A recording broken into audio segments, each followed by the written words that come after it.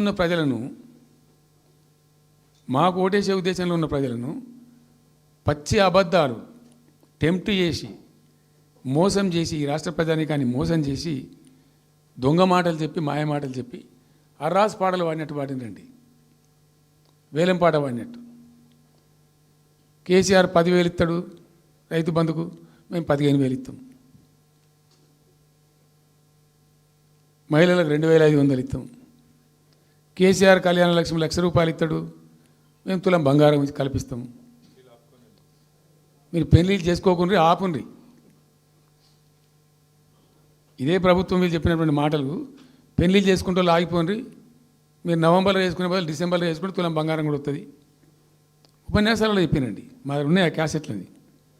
ఇంకేం చెప్పినరు? పెన్షన్ తీసుకునే ముసలి ఎవరైతున్నారో నవంబర్లో తీసుకోకుండా డిసెంబర్లో 4,000 వస్తుంది. తెల్లారే ఇంకేం మాట్లాడిండ్రు? ఏంటిది అది? 2 లక్షల రుణమాఫీ అని నరికిండ్రు. ఉరుకుండ్రి బ్యాంకుల పంట పోయి జల్దీ తెచ్చుకోండి. ఇక ఒక్కటి కాదు, అట్లా అర్రాస్ పడబడినట్టే. చివరికి విద్యార్థులకు, పాపం పేద విద్యార్థులకు ఇండియా ఒక స్కూటీలు కాదా బాబు, చాలా ఉన్నాయి. శాంతాడంత లిస్ట్ 420 హామీలని చాలా ఉన్నాయి. నేను కొన్ని హైలైట్ చేసి చెప్తున్నాను. టెంప్ట్ చేయడంలో ఫర్ ఎగ్జాంపుల్ ఇప్పుడు ఇండియా మొత్తంలో ఎక్కడ ఏరండి, మేము మొత్తం కూడా 100% సమ్మిళితమైన అభివృద్ధితో మేము ముందుకు పోయినాం. ఇట్లా ఏకపక్షంగా ఏకోన్ముఖంగా పోలే. మేము ఆల్ ఫ్రంట్స్ కవర్ చేయాలని చూసినాం. పేద పిల్లలు ఉంటారు, వాళ్ళకి పాపం విదేశీ విద్య లేక సీట్ వస్తుంది, చదువుకోవాలని ఆశపడతారు, పోలేరు. వ్యక్తిగతంగా మమ్మల్ని అడిగితే మేము పార్టీగతంగానో వ్యక్తిగతంగానో చేసేది కొంతమేరకు. పాలసీగానే ఎందుకు చేయకూడదని చెప్పి ఆలోచించి 20 లక్షల రూపాయలు ఇచ్చింది. ఎస్సీ ఎస్టీ పిల్లలు పోతే వాళ్ళకి అంబేద్కర్ పేరు అని పెట్టినాం. బీసీ అమ్మాయిలు పోతే వాళ్ళకు జ్యోతిబా పూలే అని పేరు పెట్టినాం. రకరకాలుగా మొత్తం మీద వాళ్ళకి 20 లక్షల రూపాయలు ఇచ్చినాం. అంటే ఎట్లాంటి ఇష్టం వచ్చినట్టు అది కూడా పెంచుతాం. కేసీఆర్ 10 లక్షలు ఇస్తాం, మేము 12 లక్షలు ఇస్తాం. దళిత బంధు ఇట్లా ఎన్నండి ఇష్టం వచ్చిన అంటే నోటికి మొక్కాలిగా. అది కూడా 100 రోజుల లోపలనే ఇస్తాం. ఆ కార్డులు వంచుడు, సంతకాలు పెట్టి బాండ్ సంతకాలని ఇంటింటి కార్డులు వంచి మొత్తం చెడగోపం పెట్టారు. దిక్కుమాలిన దరిద్రం అంతా నెత్తిన పెట్టి కంప్లీట్ ప్రజలను టెంప్ట్ చేసి ఇలా వడ్లు కొంటలేరండి. సన్నాలు మొత్తం వడ్ల ప్రతి ధాన్యానికి లిస్టు, పెద్ద లిస్టు, శాంతాడంత లిస్టు. ఇక కందులకింత, మినుములకింత, పసుపుకింత, పప్పుకింత, మొక్కజొన్నకింత, అన్నిటికీ 500 బోనస్.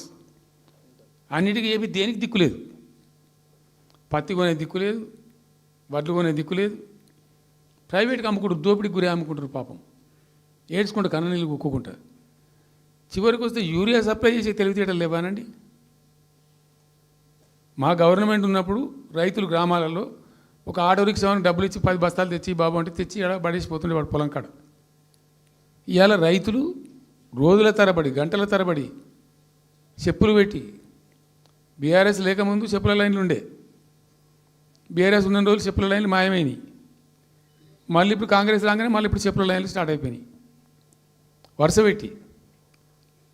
మళ్ళీ ఇప్పుడు ఏందో యాపో బోపో తెచ్చిండ్రు, అది ఒత్తితే నడచలేదు, పిక్తలేదు. అది ఏ ఎరువు బస్తాకు యాప్ ఎందుకైనా నాకు అర్థం కాదు. ఇంకా ఆ యాప్లో కూడా నాకు పూర్తిగా తెలియలేదు. నేను రాత్రి కూడా చెప్పే ఆ యాప్లో ఏముంటుందట. ఇప్పుడు నాకు పట్టుందా, అది ఎన్ని మాటలు ఇస్తారట. సపోజ్ నాకు 3 ఎకరాలు ఉంది. 3 ఎకరాలు ఉంటే ఎకరానికి 2 బస్తాలు చొప్పున 3 సార్లు ఇస్తారట. అది అంటే 3 సార్లు పోవాలి. ఇక యాడికి పోవాలో నాకే తెలియదు. ముఠమూల యాపే దొరకదు కాలబెట్టి. అది ఏదైనా చదువుకుని పూరాన్ని పెట్టుకొని విని పట్టుకొని తిప్పలు పడదామంటే కూడా ఆ యాప్ ఒత్తితే ఏం కనబడుతుందట. యాప్ ఒత్తితే ఏం కనబడుతుందట. ఏ గోదాంలో ఎరువులు చెప్తారట. అంటే ఇలా గజ్వేల్లో చెప్తారు, రేపు సిద్దిపేటలో చెప్తారు, ఎల్లుండి సిరిసిల్లలో చెప్తారు. ఏ గోదాంకు పోవాలి, ఎటు పోవాలి, ఇంతకన్నా జోక్ ఉంటుందా? రైతులకు మండల కేంద్రంలో ఎరువుల దుకాణం ఉంటుంది, తప్పితే వాళ్ళ తాలూకా కేంద్రంలో ఉంటుంది ఎక్కువ. ఆడ సావుకారు ఉంటాడు, ఓడు ఇచ్చేటోడు ఉంటాడు, అప్పిచ్చేటోడు ఉంటాడు. మనం బాగా విస్తరించినామమ్మా. నేను ఏమంటున్నాను,